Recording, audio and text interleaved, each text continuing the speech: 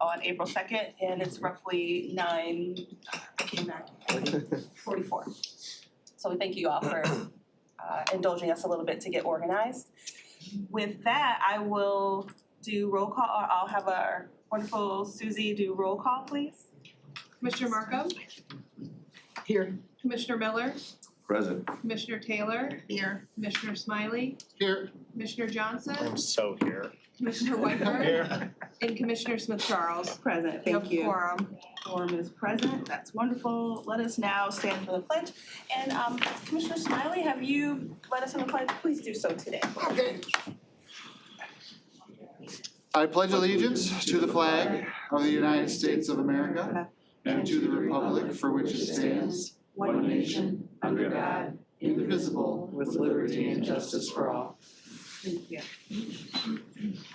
In that same vein, I'd just like us to recognize the passing of one of our community members from DTE. Her name's Jennifer Whitaker. She was the regional manager, and I do have the obituary link if anyone would like it. But she was incredibly important to all of our communities in terms of just contact and relationship building with DTE proper. And she was, taken from us suddenly as far as most of us are concerned. And I just wanted us to take a moment to acknowledge her and her family and the community.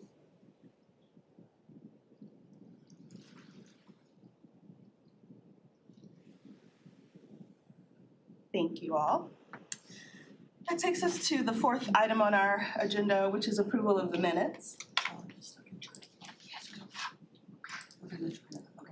Yeah.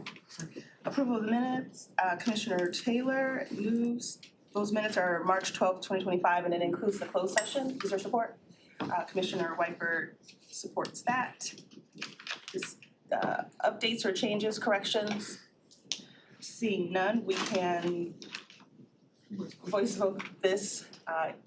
All in favor, by the sign of aye. Aye. Opposed by the same sign. The ayes have it, or the affirmed options passed, and that concludes item 4 on our agenda. Next is item 5, approval of the agenda. We are going to make a little bit of accommodation for item 8, which is a presentation, just to give time for the presenter to arrive. And we'll do that most likely after consent agenda. So if no objection to that, I will take a motion to approve the agenda moved by Commissioner Johnson, supported by Commissioner Miller. We'll do a voice vote. All in favor, sign aye. Aye. Opposed, same sign. All right, the ayes have it, and agenda is approved. Takes us to item 6, which is public comment, which is a 3-minute opportunity to speak on items related to the agenda. Is there anyone here who'd like to address this committee? Give you a moment to decide. Seeing no one making their way to the front of the room, I'll go ahead and close this first public comment. Next is item 7, our communications. 7A is economic development, planning and local business development, unlocking capital on Main Street Grant Act. Thank you. Commissioner Markham moves to receive and file, Second. supported by Commissioner Miller. And you might notice an additional button. It might say view file now, so you can utilize that if you haven't been given the update.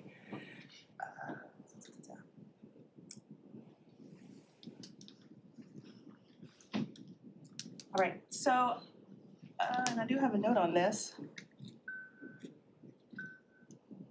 So, grant application, and it was received, or I should say economic development grant application was received past our deadline. And so this was not awarded, but is required to be received and filed under the grant guidelines. So if no objection or comment or thought on that beyond what I've just shared, we can go ahead and prompt the vote.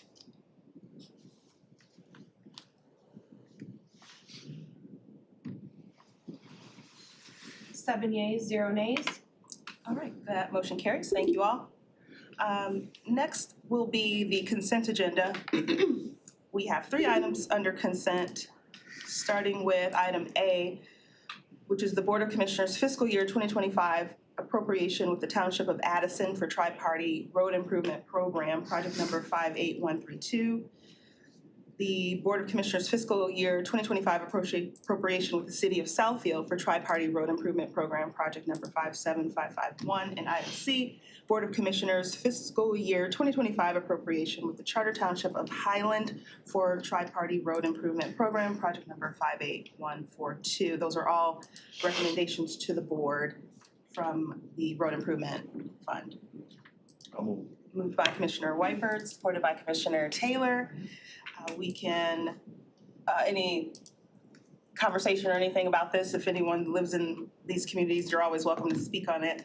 I always love when I see money coming to my district, just like I know you all do too. So with that, we will go ahead and call for the prompt to vote.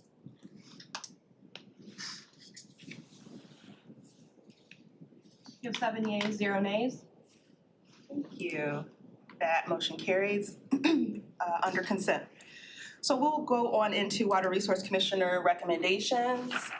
And that includes item A, which is Water Resource Commissioner pledging Oakland County's full faith and credit to issue bonds for improvements to the Evergreen Farmington Sanitary Drainage District. Do introduce yourselves and welcome to. Oh, yes. Moved by Commissioner Miller, supported by Commissioner Taylor. Thank you all. And good morning, welcome. Good morning, I'm Ben Lewis. I'm the Assistant Chief Engineer at the Water Resource Commissioner's Office, and also attending virtually is Evans Bantios, who is a project engineer for this project that we're requesting approval for today. Thank you. And good morning, I'm Laura Bassett with Dickinson Wright. I'm bond counsel to the Water Resources Commissioner. So what do we have before us in terms of our full faith and credit? So we're requesting full faith and credit to proceed with a project that we're running through the Clean Water SRF Fund to make improvements on the Evergreen Farmington Sanitary Drain. There are basically 5 areas that we'll be working at. The Melrose site weir, the Gliwa meter site siphon, Lathrop level improvements, and Wall Lake Pump Station number 1. There's a map included with those areas of the Evergreen Farmington system. If there's any specific questions regarding the work, I can answer them or turn them over to Evans, who's worked with the design team on it. Thank you. And just for clarification, Evans is one person? Yeah, Evans Bantios is the project engineer. The engineer. I wasn't sure if that was the company name. So my first question, and then I definitely want to make sure, I don't see any hands yet, but Evergreen Farmington, call me novice, I thought was just over there by Sam's Club on 8 Mile. But apparently it is all around town. It is a very large district. It includes, I think at the back of the packet is a map, I think that maybe you requested, which was a good idea. Yeah. It shows the magnitude of the system, encompassing the Farmington Hills, Southfield, West Bloomfield, Township, Bloomfield Township, and Bloomfield Hills. It goes all the way up to Pontiac from 8 Mile Road and over to the east through Lathrop Village. Yeah, very important. And,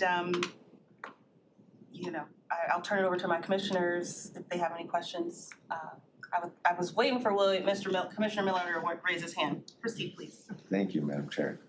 First question is, I always ask, just going through the purchasing policy through Oakland County, through our responsive bidder. Yes. Do we have a contractor yet? No, we do not. Okay. And then with the drain, is there gonna be more areas outside of this project this year, do you think, or is it just? This year, this is it. This is this Yeah. year's, okay. Right. Thanks, I just see the assessment goes to the different communities and just make sure that it's not more this year on them. Correct, and they've been advised of, they know of the project through the drainage district at the. Well, I got the letter, I live. Oh, yeah. I got the letter, trust me. Yeah, that's what, I just wanna make sure there's not more, right? Because those Right. questions I have, is this gonna be the only one? Is there gonna, should we expect more? Down the road, this is an old system, there's gonna be more, but Yes. for this, the administrative consent order, this hopefully will close that out for us, and we can proceed and also help eliminate SSOs and improve the system in general. Yes, thank you. And then with that, with the improvement, will this help the whole flow of the system besides the future work? I mean, I'm expecting it, yes, right? Yes, that is our intent, and that's why we're negotiating with GLEWA to get more outlet capacity, making the changes so that we can carry the water down to the Detroit system. Yeah, I appreciate that. And then is this part of the state's requirement for the new drain? Well, yes, several years ago, we started work under an administrative consent order to make improvements to limit SSOs. Mhm. And this is the final stage of that, so we can get out of the administrative consent order. I remember that, I know a lot of our commissioners weren't here at that time, so that's why I asked that question. Thank you. That's all I have, Madam Chair, right now. Awesome, thank you. Anyone else? Commissioner Whitebird? And thanks for reminding everybody how big this district is. That's people forget. In fact, these numbers, dollar-wise, is not that big compared to the things we've gone through before. But so, I always ask Stephen how the bond rates are.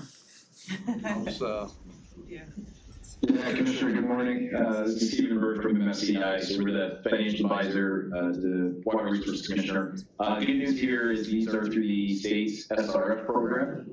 And so this is a 20-year issue, 2.5%. It's a draw loan, so subsidized rate from the state. So it's about the cheapest form of financing that we can do in the current market.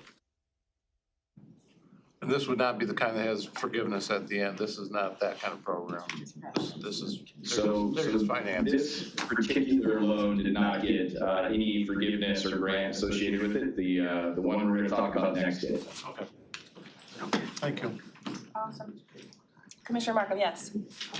I just would like you to explain a little bit about the acronyms, about the SRF, because we do have new members, and also SSOs. I mean, we have a couple of new members on our committee and we get going fast. We throw the letters around. Yeah. So, Lindy, I think she's talking about. well, that's okay. I am. I'm talking about you. That's- Trying to help you. Right. I appreciate it. It's SSO and not SOS. Yeah, that's right. We're good there. Yeah. So the SSO is a sanitary sewer overflow. In other words, the system backs up and doesn't go where it's supposed to go. It can go on the ground, basements and Backyard. backyards, yeah. And I can, the SRF is the state revolving fund and, yeah. Okay, so, We'll so talk the about state that. revolving fund, which is, its longer acronym is CWSRF, which is Clean Water State Revolving Fund, which is a program through the state of Michigan where local units, including a drain like this, can apply to and then borrow money at, generally reduced rates from what they would find on the market. The bonds are issued just as they would be on the market, but they are issued to the state, to the Michigan Finance Authority, and that again allows for lower interest rate and an agreement that goes just directly to the state, so that you're not dealing with going out on the market and trying to get bids for the bonds. So that's what the SRF or State Revolving Fund program is. And then the ratepayers, what they pay then goes back to that fund, Correct. Yes. which can then be drawn on by somebody else or us again for a different project. Right, and it also, and that's actually, you raise a good point. So the SRF fund, in contrast to if you are familiar with other bond issues where you get the bond proceeds, for the project, the SRF provides a draw or reimbursement program. So the work is done and you take what you need and only pay back what you use then, correct? Thank you for that. That's all I had. Yep. Yes, Commissioner. So just so you know, like not all communities can get the revolving fund grant. Like Farmington cannot get it, which is where they're at, or Hazel Park, right? So that's, because, It's a smaller community, they don't follow all the, they don't get into all the requirements, because I think is what the work needs to be done, the community they have, and I don't know all the logistics on it. So I will tell you that we are working, we have a work group on how can we help that out with Commissioner Nash and Commissioner Whitberg. Treasurer. cool, Yeah. okay. Learned something. Commissioners. And then just as this actual project, I mean, it's proposed to start this fall and last 2 years. Yes, And it's only gonna minimal disruption of traffic, 8 Mile Road and a side street or, right, there'll be some closure on the side street for the meter installation, but balance of the closures will be intermittent. We'll still have to, we'll do traffic control, but no long-term, we're not gonna be diverting traffic for miles. thank you. All hearts and minds seem clear on this one, so we will go ahead and prompt the vote on 10A.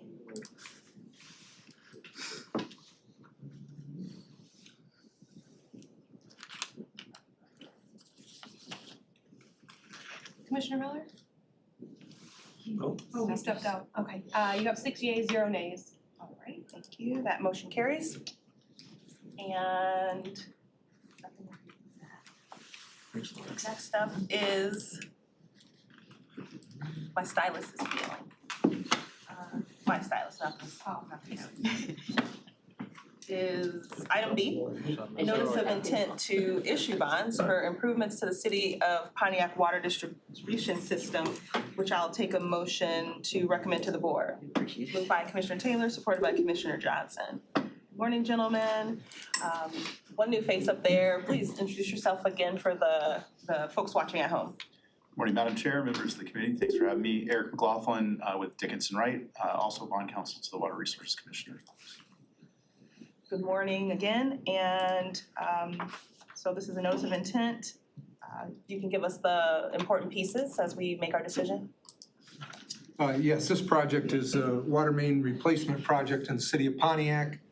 It's located just north of the city, between Cesar Chavez and Saginaw Street. I believe we've included a map in there.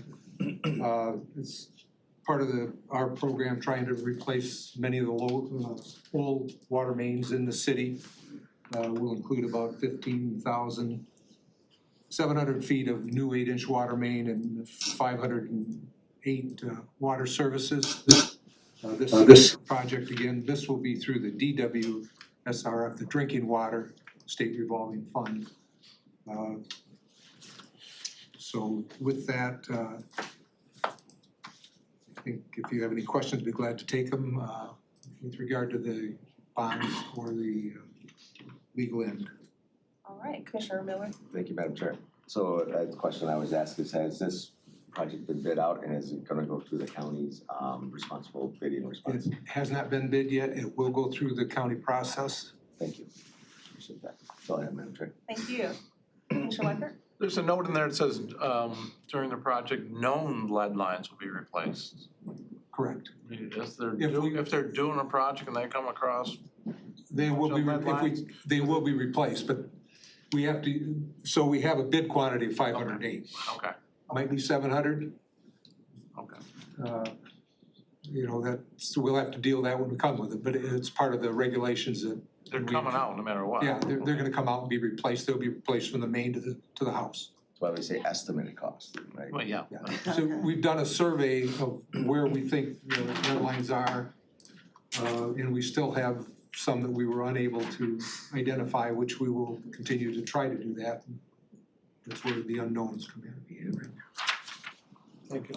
There's another project that's on the west side of Pontiac, replacing lead lines, that's being funded in a different way, right? Correct. Yeah, so where we can, we use system funds. In this case, we're able to get the loan. It's better for us to proceed this way, and we don't have an unlimited pot of money. We've got a lot to do in Pontiac. Yeah, it was something like 40% of the lines in Pontiac are lead or something, Somewhere in going that. to the homes. It's a big number. Yes. Good observation, and those numbers do add up. anything further, Commissioner Johnson? Thank you, Madam Chair. Yeah, I was blown away by looking at this map too, like that's a lot of service lines. Just quick, and I assume that the answer is yes, but I wanted to make sure we've engaged, and I know that this is more of a technical issue than a legal or financial one, but we've engaged everyone else for Dig Ones, DTE, the City of Pontiac for road improvements, AT&T or Comcast for telecommunications servicing. Yes, those people are contacted during the design. We work with City of Pontiac on a regular basis. We try to get our projects in line with their road projects because otherwise we're duplicating Effort funds and money and and not money well spent when you tear up something that you just put back in. yeah. But just the City of Pontiac, or are we also engaging electricity, telecommunications? Yes. Okay, cool, thank you. Fiber. Yeah. All right, thank you, good questions. Great EDI mastermind we have here. I will now, if all questions have been answered and asked, can go ahead and prompt the vote on 10B. That's why we're here. That's right. We're a good team. 7 yeas, 0 nays. Thank you, that motion carries. Notice of intent is imminent. Okay, thank you. Thank you, gentlemen.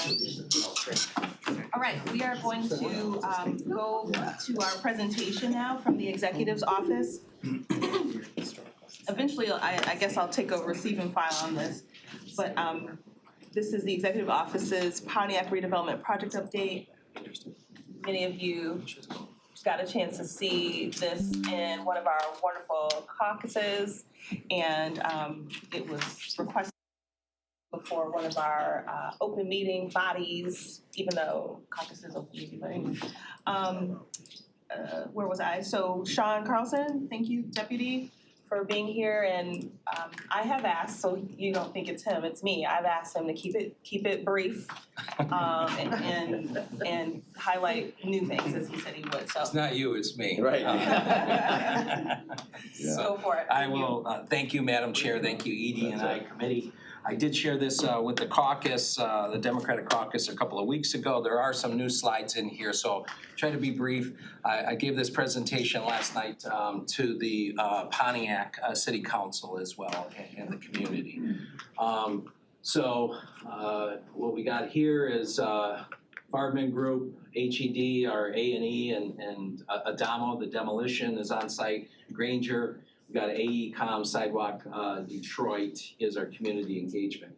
These are the different buckets that we're working in on this project. The Phoenix Center demolition, developer RFP. We're having great conversations with the Endeavor Group. Feel very positive about where that's headed. We don't have an agreement yet, but we'll start crafting and working out an agreement. The 31 East Judson County office buildings, 5111, the new parking garages, road and transit. So very comprehensive, big scope.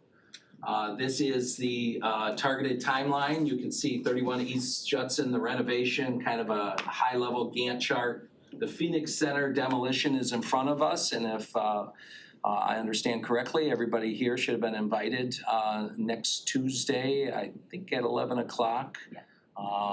And so we will be kind of starting the kickoff of the demolition. Demolition is actually in process. If you are trying to go all the way through on Auburn Orchard Lake, you will realize that you can't do that anymore. Well, there's been some cheers and jeers on Facebook from people, you know, devastated over the change, and other people are like, bring it on, so.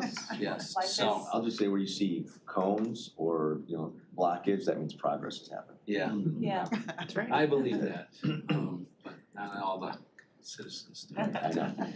But we worked very hard to get out some signs there, especially to the commuters, to help them understand. I said, you can't just all of a sudden shut down the road. You gotta give them some advance notice. So fortunately, that was able to take place the previous week.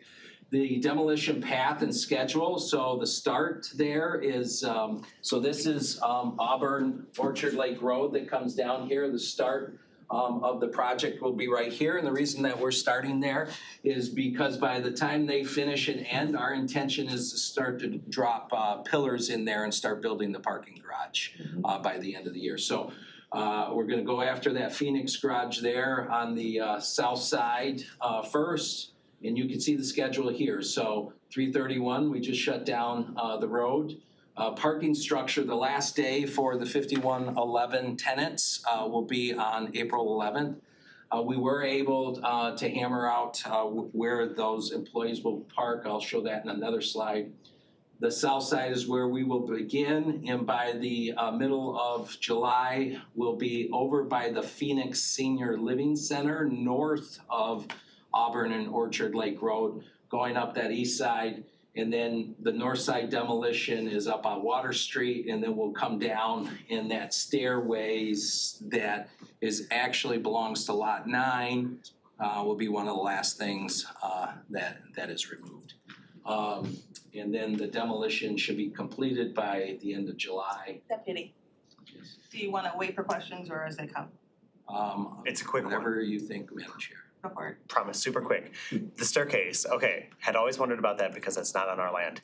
If that is owned by Lot 9, is Lot 9's owner paying for its demolition? No, but we got a really good rate for the 5111 tenants that was negotiated. Okay, I'll get into that. okay, thank you. Thank you for the question. So just so you understand, the fence is up around the whole demo where it's gonna happen.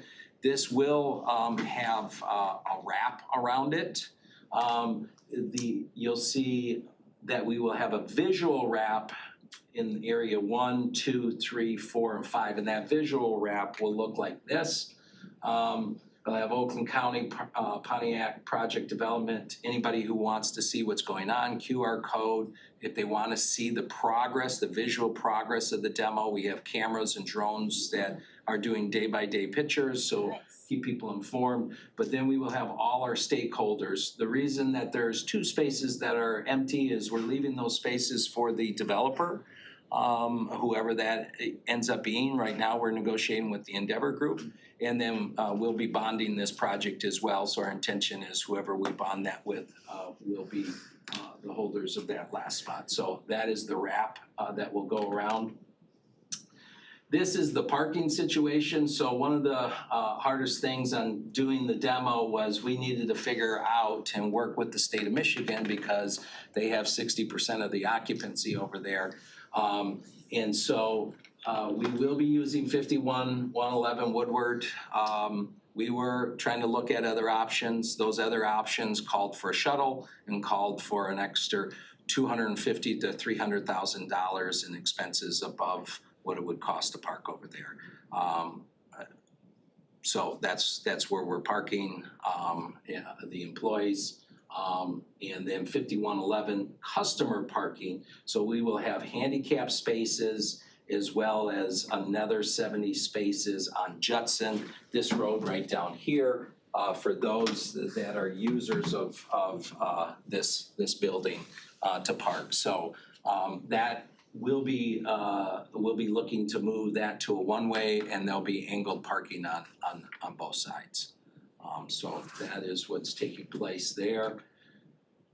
I'll send you this deck so that you can climb into all of these different aspects of what we're doing, but this is just kind of a snapshot of all the different updates. This is also just to kind of facilitate, if you go onto the website, there's Q&A questions, many more than this, but we're constantly filling that information out. This is what we're looking at here is kind of a schematic aerial view. 5111 Woodward, you can see the potential parking deck. That's what we would call the south parking deck. We are looking at a parking lot that would be east of the county building, which is the 31 Judson, a potential addition. That information will be coming to you, I think, the next committee meeting.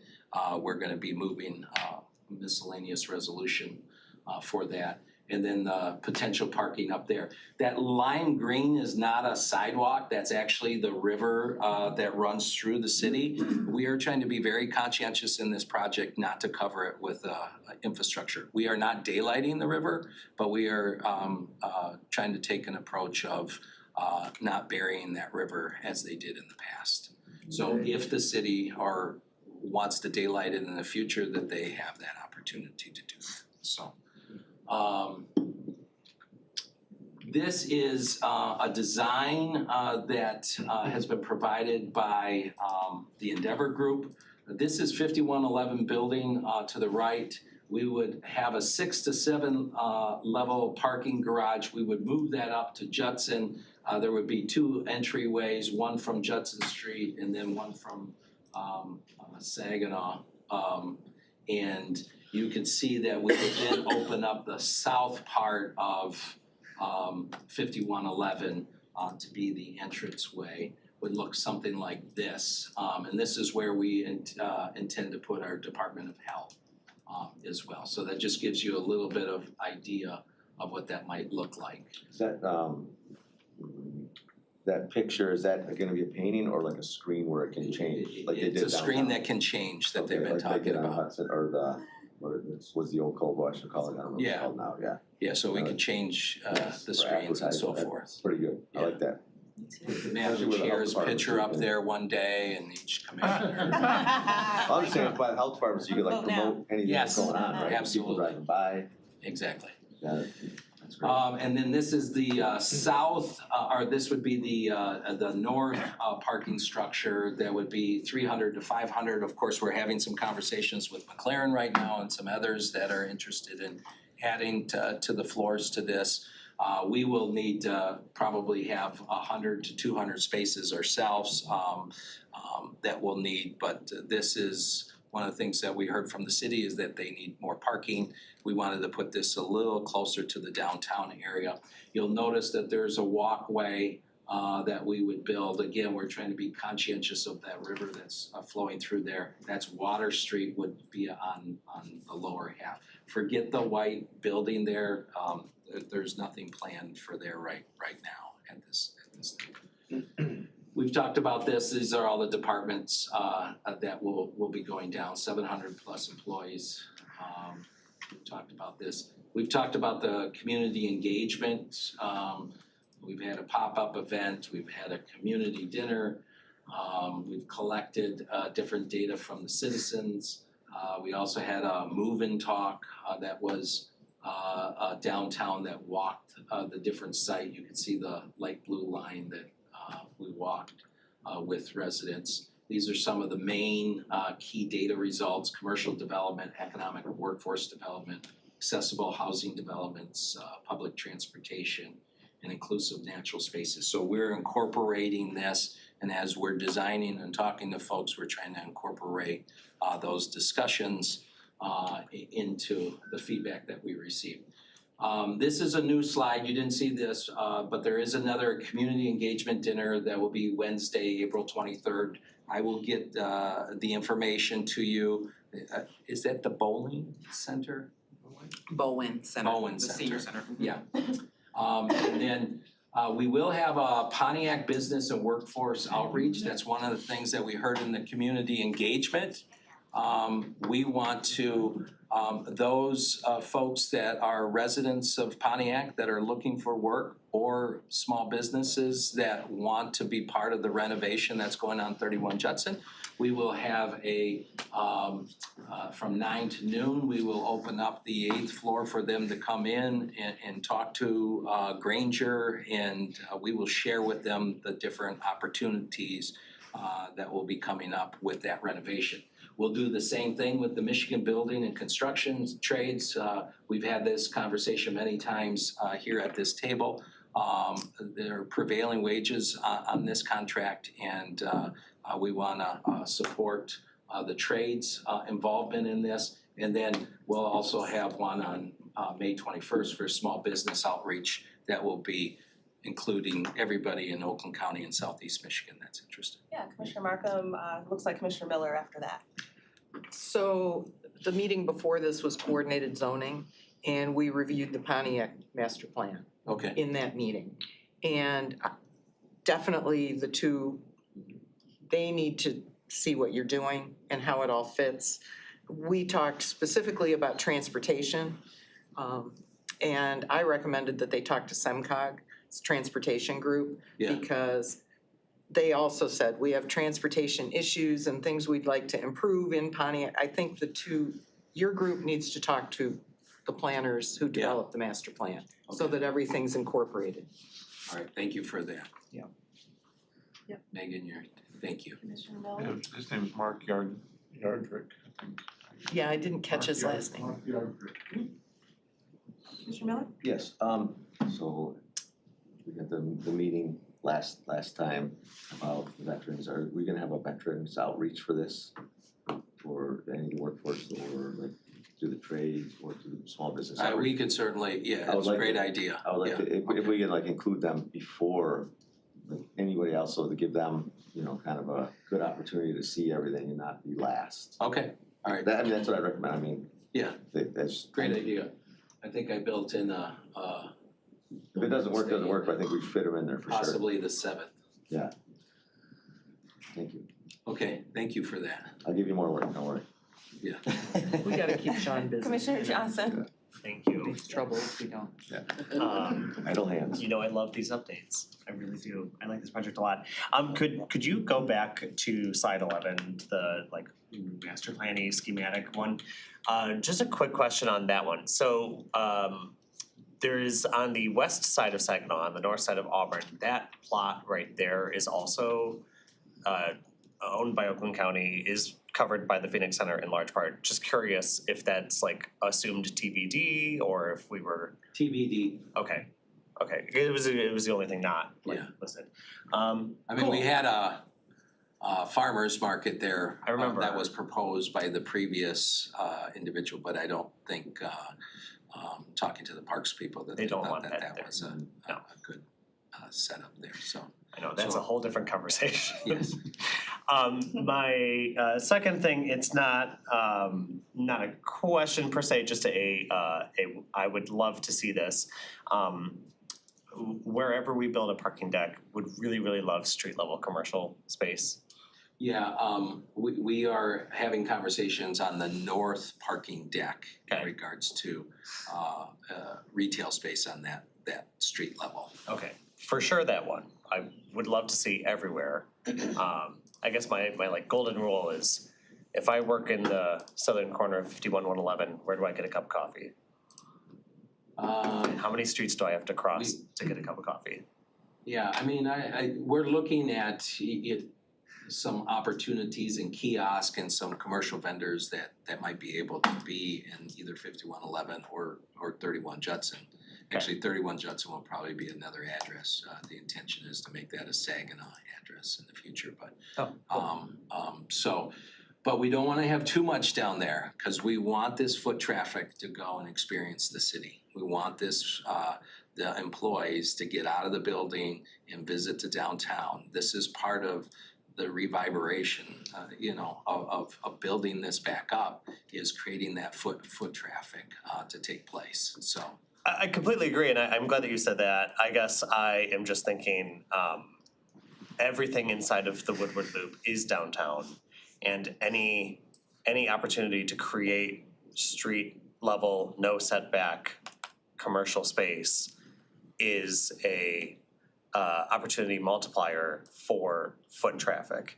And anytime that we take that away through permanent graying of space or taking away a reason for foot traffic to exist, and I'll give you that it's pretty close to the southern point of that downtown inner loop.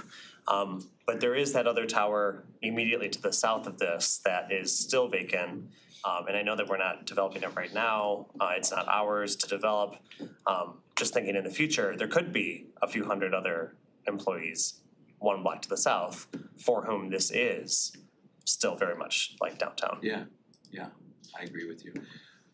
But I will just share with you that it's gonna be tight. We don't wanna go any higher with the parking deck in 5111. Right now, there's a debate of between 6 or 7 levels. We don't wanna eclipse the building and take away the look. Sure. And if I take out a floor for retail on that particular building, then I'm taking out 80 cars that then I gotta move across the street. And we would like the employees, bless you, the 5111 as well as the 31 Judson, the county employees to be as close to the building as possible. Sure. So I hear what you're saying. I'm just Yeah. helping you think of the rubrics that we're dealing with right now as well. Thank you. Thanks.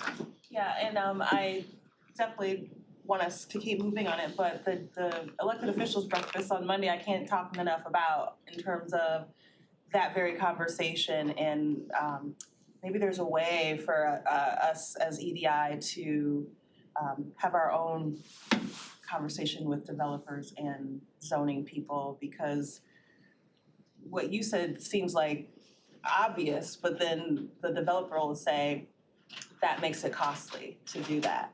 So it'll be good to digest a little bit more. Thank you, Shah. Proceed. And we've talked about the MDOT Woodward Loop reconfiguration. We've talked about this in the past.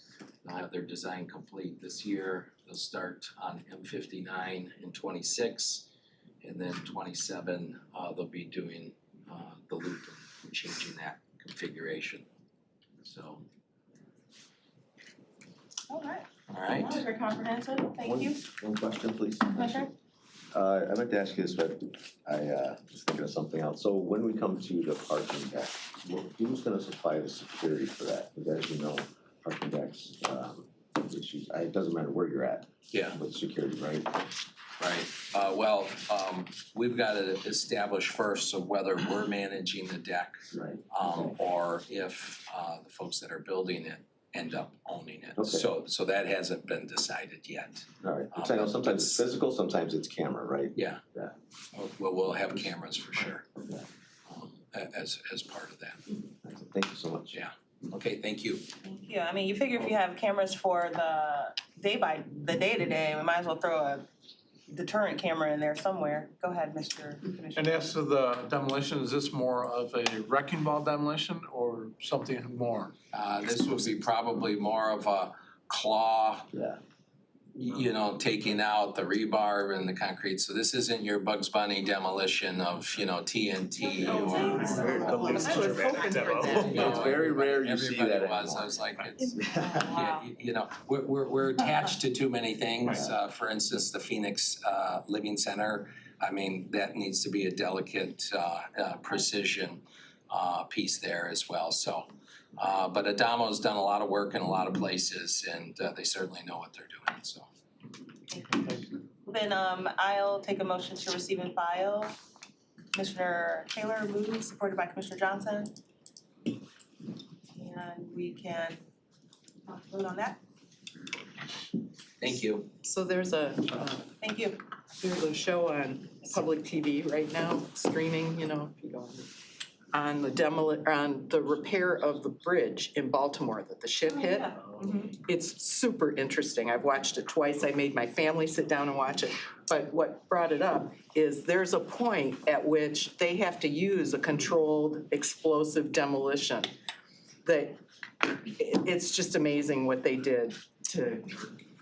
I'm a nerd, I get it. It's true. It's definitely easy to nerd out on. But I would recommend if you can catch that episode, it's really interesting. What is it? I'm sorry.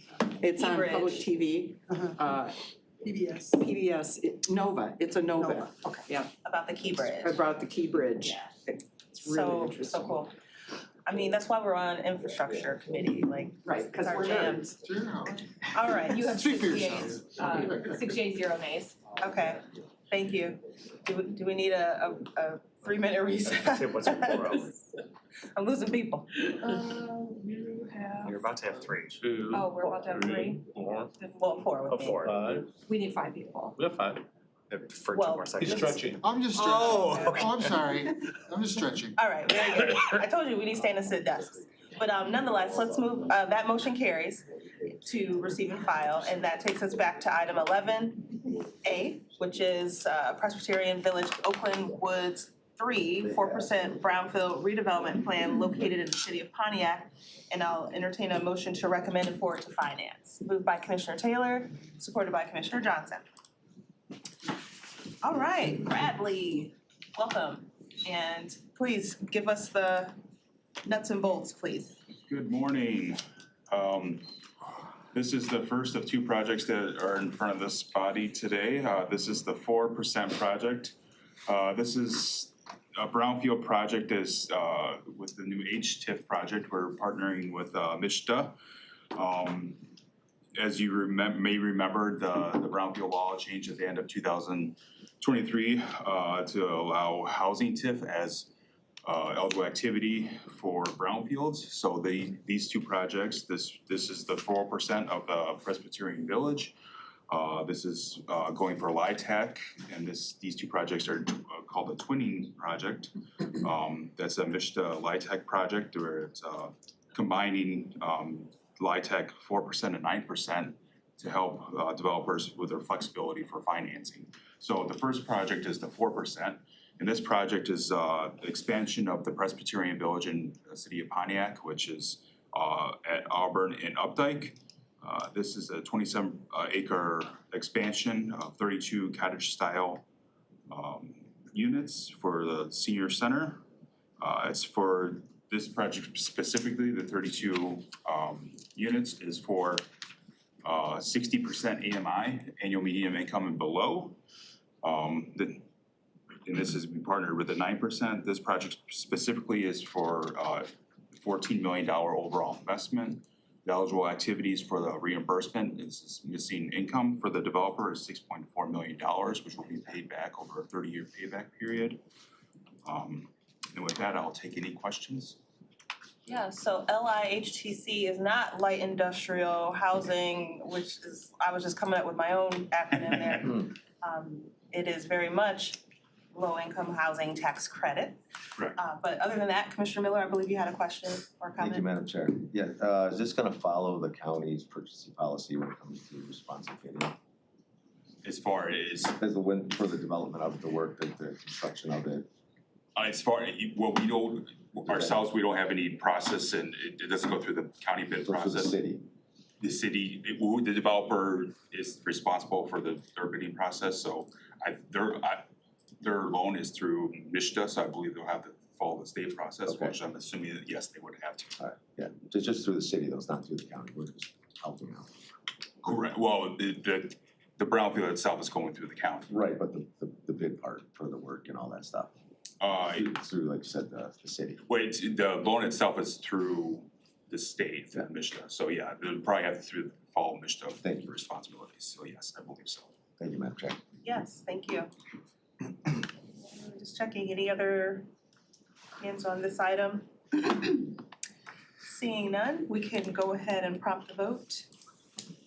Before the vote? So public hearing. After, yeah. After the vote? Yes. Yeah, after the vote.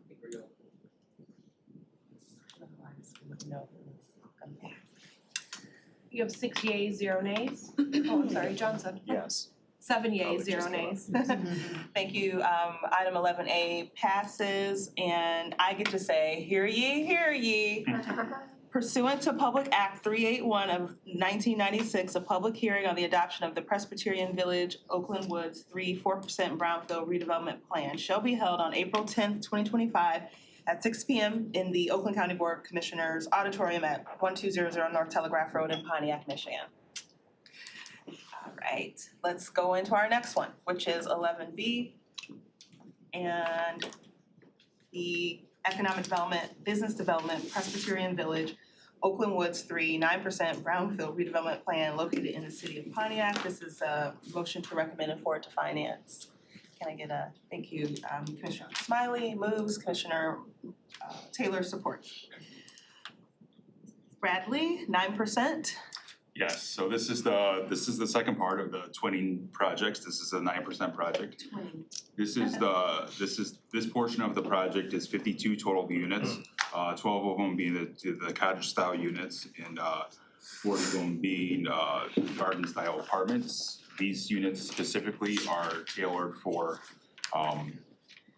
the studios are for individuals or families for 45% or 40% AMI or below. And the 1 bedroom and 2 bedrooms are for 80% AMI and below.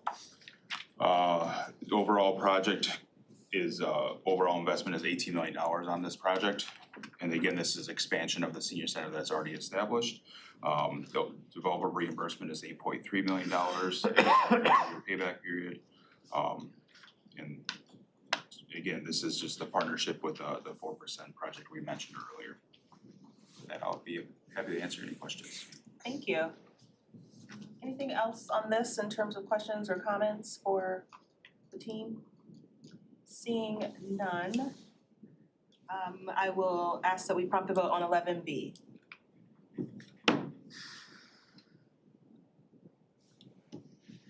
You have 7 yeas, 0 nays. 7 yeas, 0 nays, that motion carries. Thank you. And hear ye, pursuant to Public Act 381 of 1996, a public hearing on the adoption of the Presbyterian Village Oakland Woods 3 9% Brownfield redevelopment plan shall be held on April 10th, 2025 at 6 p.m. in the Oakland County Board of Commissioners Auditorium at 1200 North Telegraph Road in Pontiac, Michigan. All right, Brad, that has been done until finance, and you get to Yes, I'll stick around. see us again. All right, next up is the wonderful, most amazing aviation team in all the land. I'll take a motion to, something about the paper is just so much easier. I'll take a motion to recommend to the board Economic Development, Aviation and Transportation, Oakland Southwest Air acquisition of aviation easements. It's moved by Commissioner Taylor, supported by Commissioner Smiley. Welcome, good morning. Good morning. Thank you for that glorious introduction, Madam Chair. It's true, we believe it. I appreciate that. We know Ms. Cheryl Bush. Please introduce who you have with you today. I have with me Stephanie Ward from our illustrious engineering consultant team that works for us both at Oakland County International Airport as well as Oakland Southwest Airport, Mead and Hunt, located in the Michigan offices in Lansing. So they do a terrific job for us, and I thought it would be very interesting to expand a little bit on this project to have a better understanding, since we are approaching the residents around the airport and just starting negotiations on these navigation easements to help us clear the approaches to the runway. So if you'll bear with us, we have a presentation which we'll keep very concise for you. I know the meeting's running long, but if you have any questions along the way, feel free to ask. And with that, Stephanie, you walk us through it. Good morning, and excuse me, with me is Luke Hutchins, also from our staff. So, I'm not used to having my presentation behind me. It's kind of creepy. So real briefly, as Cheryl mentioned, we just wanted to brief you. We are getting into a point where we're starting negotiations and conversations with property owners. So sometimes that then proceeds to phone calls to commissioners. So wanted to make sure that you've got some talking points and a background on the project. So the project itself that we're undertaking right now at Oakland Southwest, which is down in New Hudson, is really 2 parts. We're interested in removing trees that are obstructions to the approach to both runway ends. So there's 2 parts to that. One is acquiring the right to remove those trees, and then the actual physical removal. So, when the tree actually comes down is a ways away for us, but we need to march through that to get that. And the reason for that is really bounded by 2 things, and that first and foremost, the county itself, because you've taken federal grants for the development of that airport, there are grant assurances with every grant that you take, and one of those grant assurances has to do with keeping clear approaches.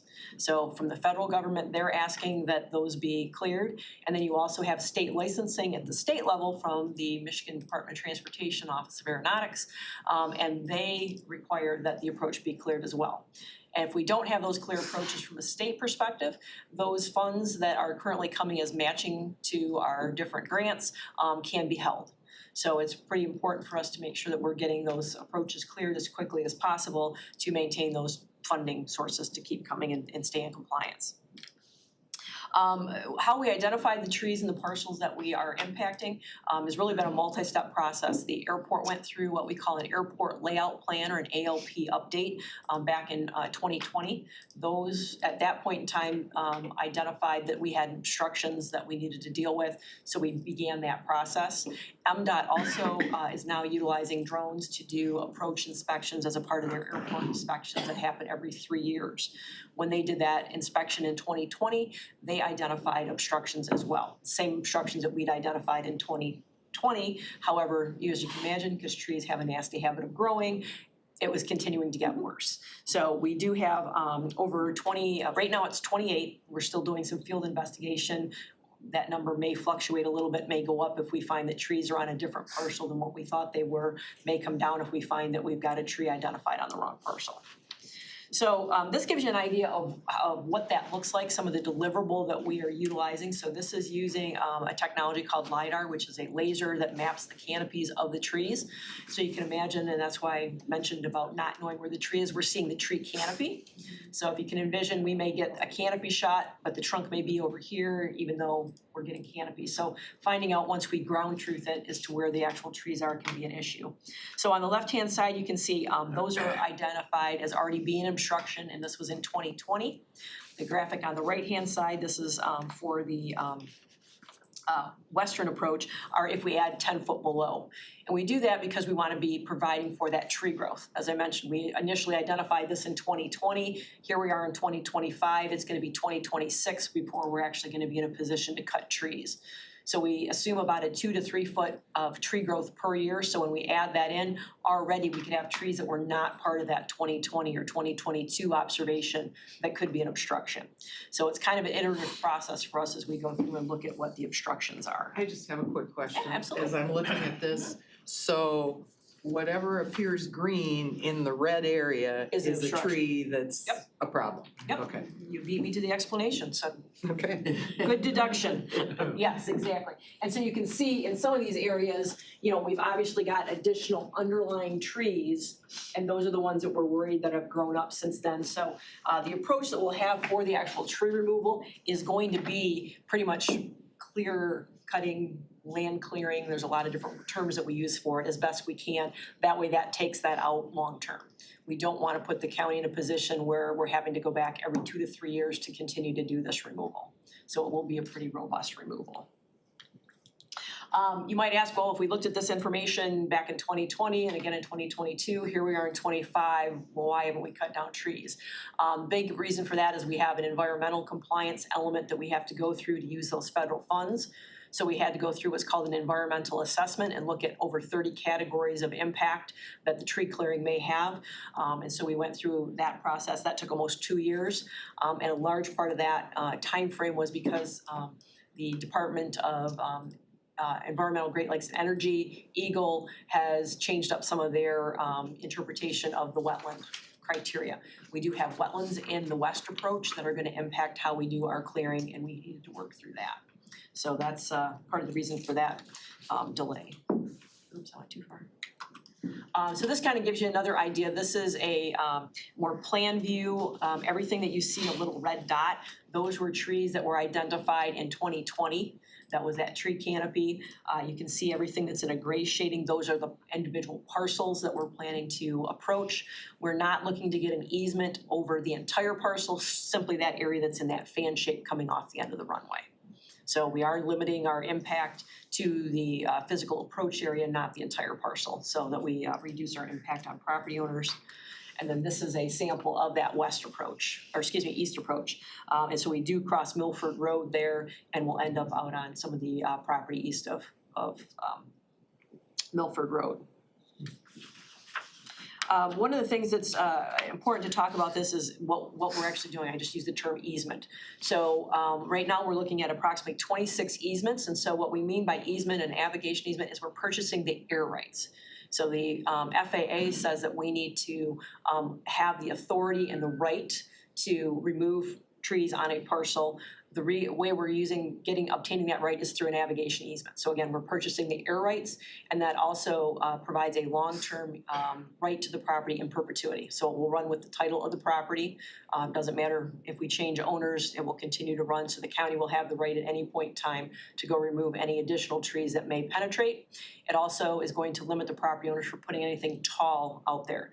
It actually is a graduated surface, so it's shorter by the runway, goes out as we move farther away from the runway. That'll control the height of anything in those areas.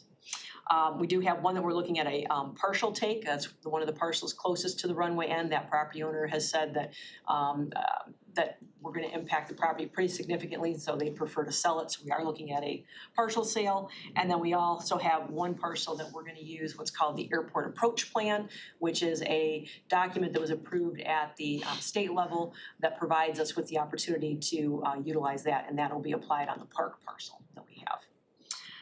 The process we're using is very prescriptive. It comes from the Federal Aviation Administration and the Housing and Urban Development, it's the Uniform Relocation Act. So it's a very methodical approach that we have to move through. Starts with a boundary survey, which we've already completed with the environmental assessment. Moves on where we acquire a title opinion to make sure we're talking to the right property owners. From there, we conduct initial property owner meetings. That's where we're at right now. So we had some 2 weeks ago with property owners that went very well. We're continuing outreach with the property owners. Once we have that contact with those property owners, we have to go through a fair market value appraisal process. So this isn't where the county goes in and says, hey, I think this easement is worth $5,000. It's a very specific process that's utilized determining what's the value of the property today as it sits, and then what is the value of the property once it's encumbered with the easement. So that process will take place. What the difference of those offers are is made as what we call the good faith offer. So we'll present that to the property owners. From there, we'll have negotiation with the property owners. We anticipate some may take the good faith offer as presented. We anticipate others will be negotiating with. And then we end up closing when we're done at a title company, and then we move on to wrapping up some of the documentation that we need on the back end. So like I said, very methodical process. Each property owner is treated independently. This isn't where we're looking at, well, what's the impact on one compared to the other. Each parcel will have its own set of appraisals, negotiations, et cetera.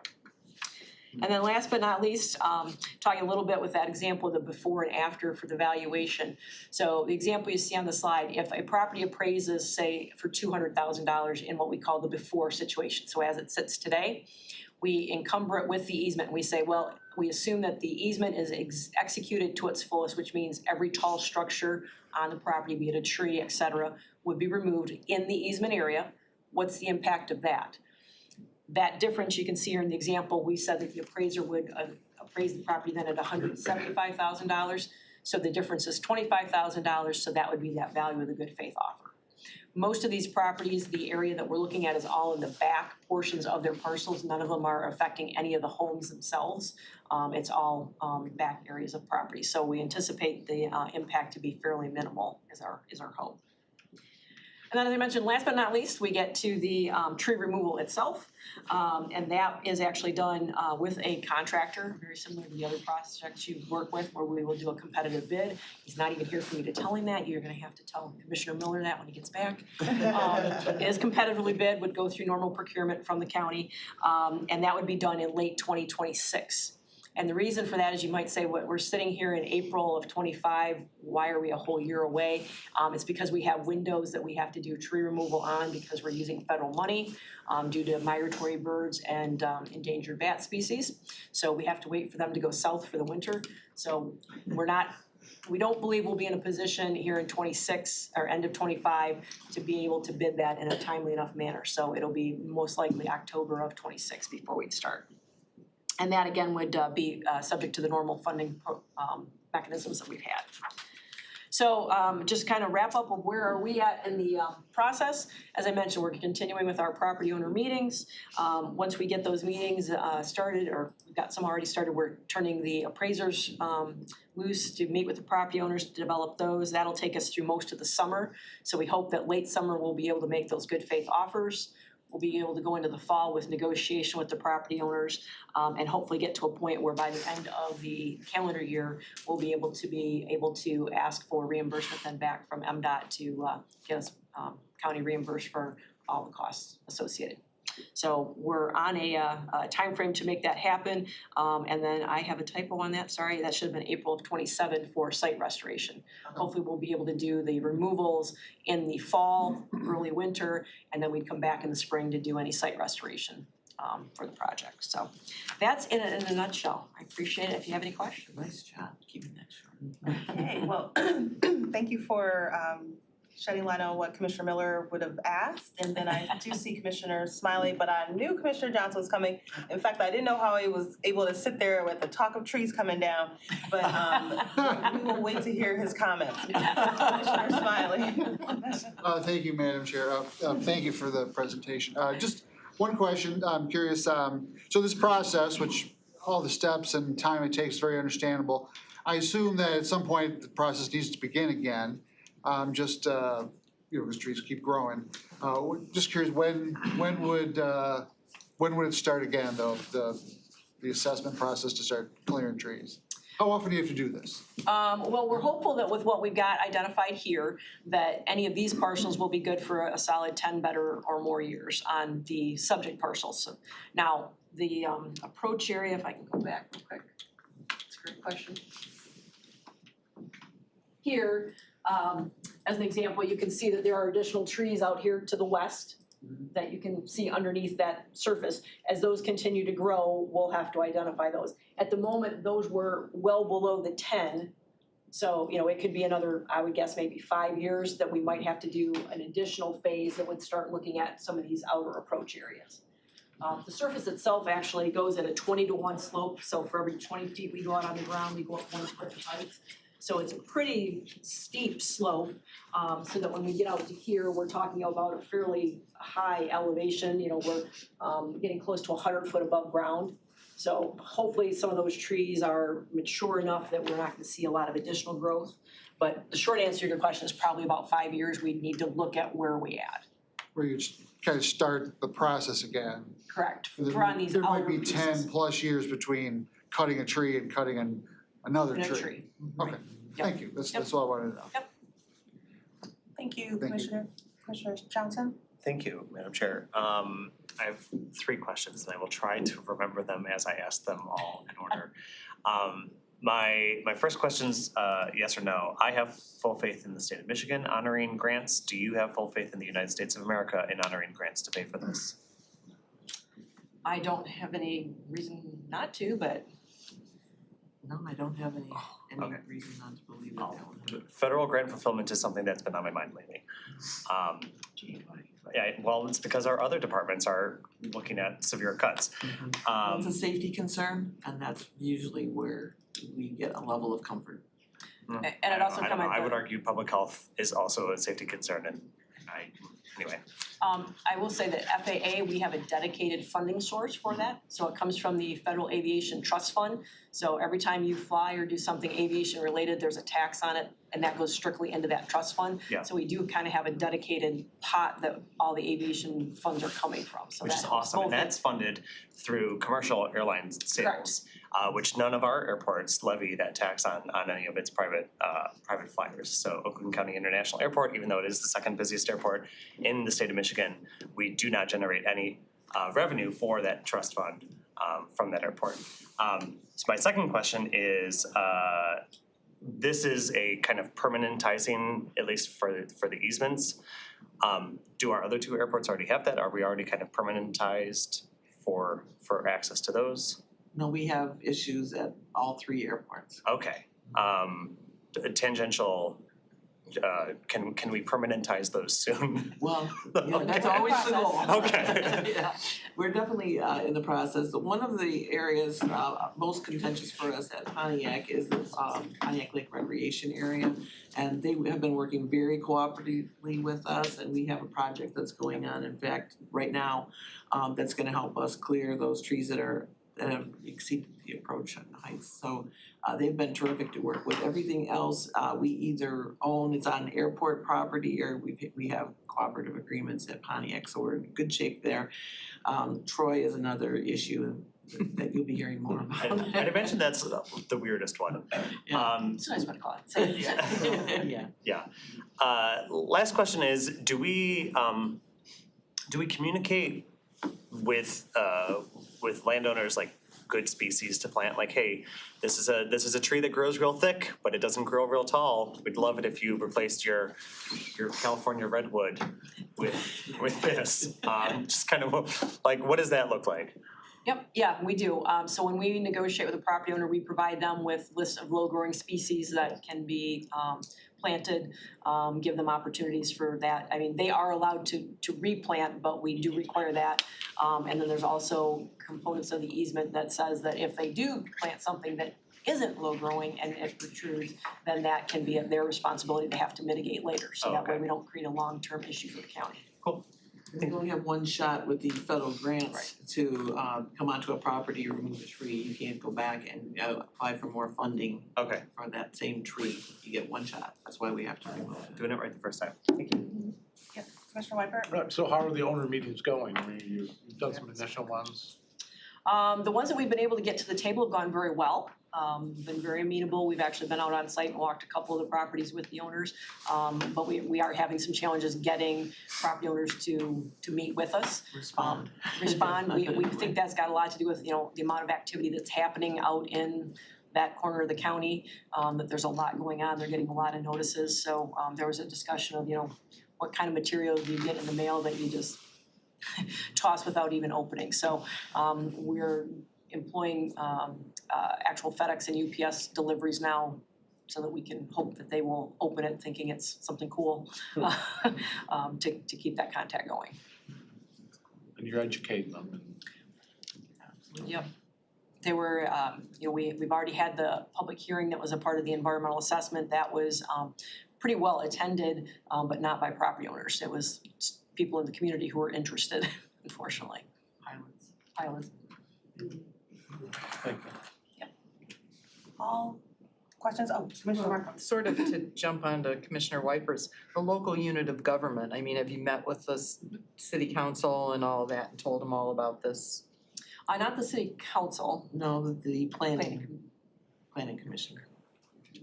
Well, the councils, they have more of a outward publicity arm.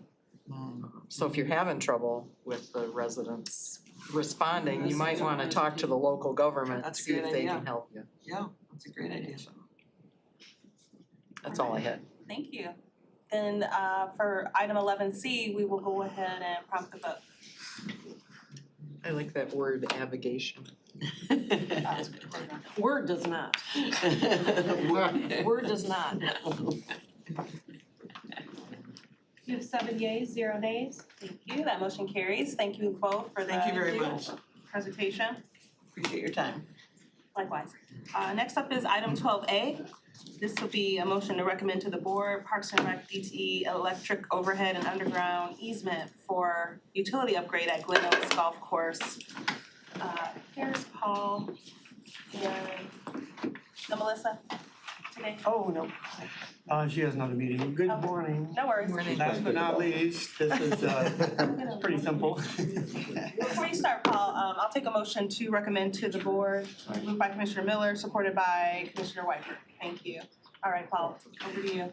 So this is simply a consumer's energy easement for the Glen Oaks Golf Course.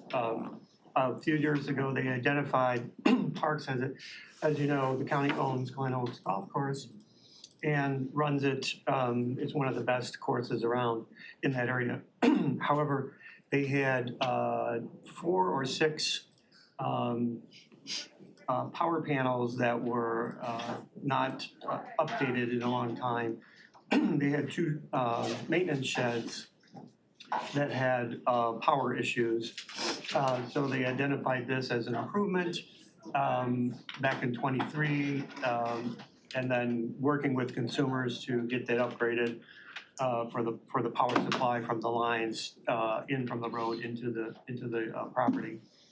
And then we hit a legal description issue that took about several months to figure out.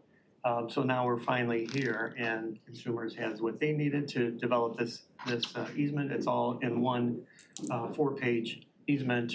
And Parks has a contractor to upgrade those panels and do the upgrades that they need. So it's ready to go, and we just need to give Consumers this easement so that they can continue with their upgrades.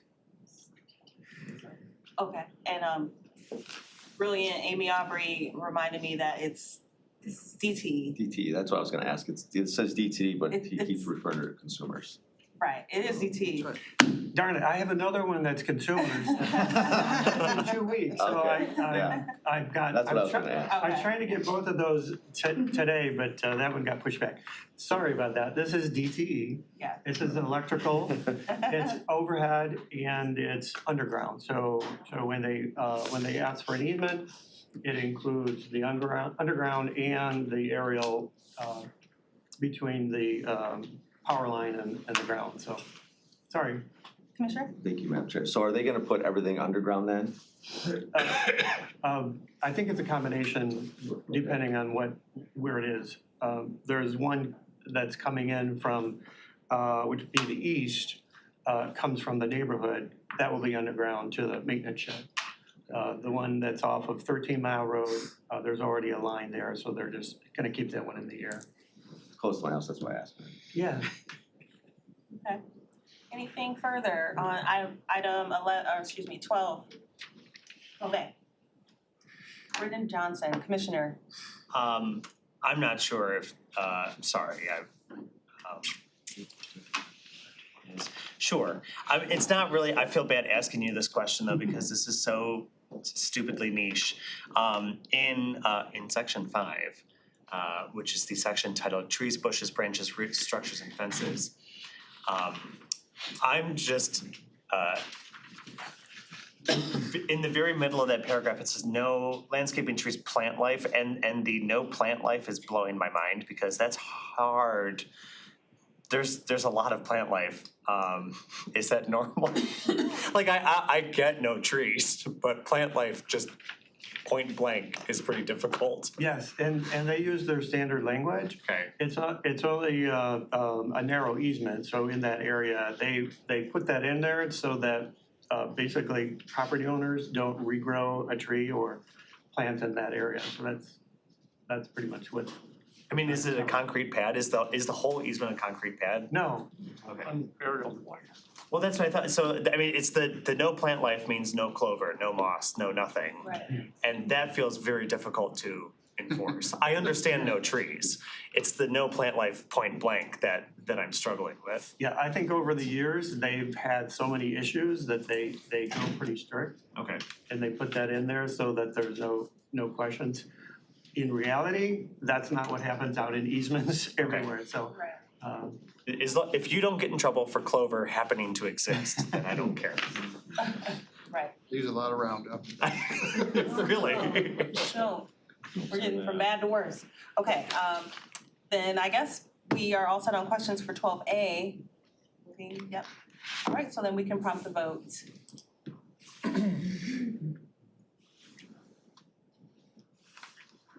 7 yeas, 0 nays. Thank you, that motion carries. Thank you. Thank And you. I just want to say one thing, if you have never gone into the Glen Oaks Country Club building, it's an old mansion, it's beautiful.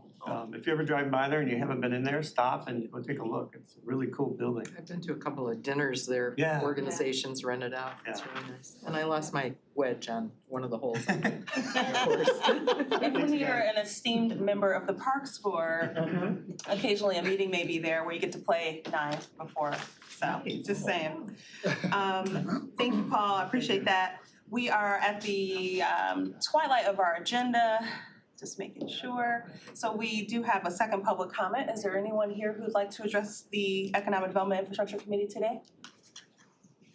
Seeing no one making their way to the front, I will close the second public comment and hasten us to item 14. I just want to highlight a couple of things to the commissioners and anyone employed by the County of Oakland. Please, if you haven't taken advantage of the Calm app, It is something I say do. There's a Oakland County specific code, so you don't have to pay anything. And you know, in these times, it's nice to have that you don't have to pay extra for. And then also the teledoc services, you know, with many of us over the last couple of months having sinus this or this and the other and not wanting to have to go. I thought it was really helpful to have that. And then last but not least, I did want to bring to the attention of the committee members the placards we have here.